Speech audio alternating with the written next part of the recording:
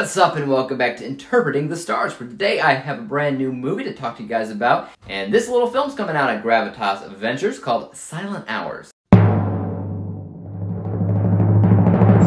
Silent Hours is ultimately about a private detective that gets a little bit more than he bargained for when 3 women end up murdered, and he's the #1 suspect, always on the scene of the crime when the event goes down. He must use his detective skills to figure out who's really at fault before he's put in the slammer. What can I say about Silent Hours?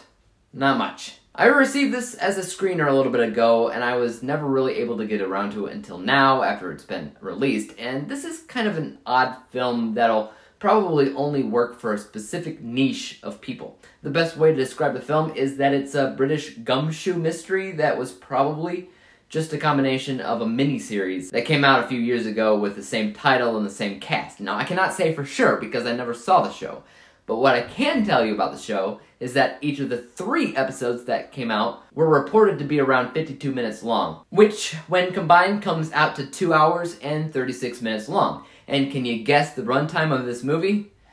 That's right, you guessed it, 2 hours and 36 minutes long. And they thought they could get away with it, too. This is just a mini-series stitched together to make a really long murder mystery, which I guess would be fine if it's a really compelling story, a compelling mystery, and especially if the editor of the TV show clearly intended for that to flow together like a feature film.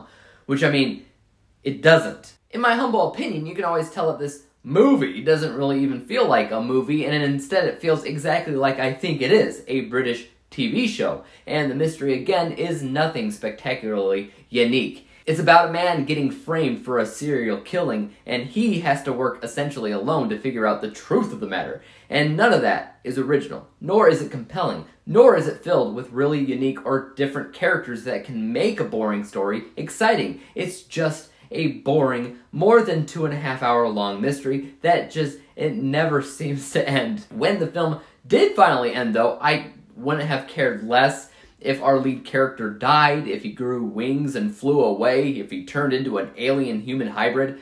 I just didn't care because the movie took so god-awful long to get there, to tell the story that had no right to be as long as it was, 2 hours and 36 minutes to tell one of the most basic murder mystery narratives of all time.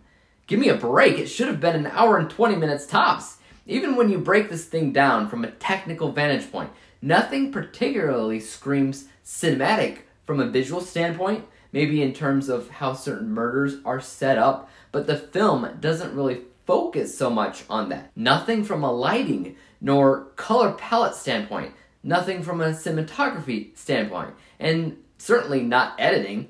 The film also tries really hard to get really sensual for no real reason. I mean, it's a very sexually driven film, and that's another example of how I knew it was a TV show. It's very sexual with the most random sexual encounters, which is something I definitely expect from a TV show, not a movie.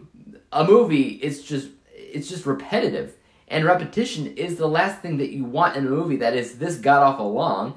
Let's go ahead and break down my final score for a second. From a technical, unbiased perspective, I'll be man enough to say that the film is made fair enough. Even though it's not specifically cinematic and is mostly monotonous with everything that it does, it is safe in its direction. It's a boring gumshoe movie, but it's not technically made horribly. This score is 62%. Now, as far as I felt about it, or my bias score, that's quite a bit lower because, look, I don't have much hair, right? But if I did have hair, I wouldn't anymore after watching this movie because I wanted to yank it all out. Did I even like anything about it? Not much, but I can at least respect it for doing what they sought after by crafting a fair mystery, even if it was safe at the end of the day. But I did not like it. My bias score is 30%, which means that when we combine the 2 scores together, we come to the final rating of 46%. 46 out of 100 possible stars, or a letter grade of D. Guys, have you seen Silent Hours? And if so, I'm sorry. But, let me know your thoughts on it anyway. And as for YouTube, you know what to do. Hit that like, subscribe button, and bell to be notified when I come out with my next review. And until then, peace out. Dave examines movies we just watch for fun. Davey is the expert. He is the #1 critic that I go to when I I need.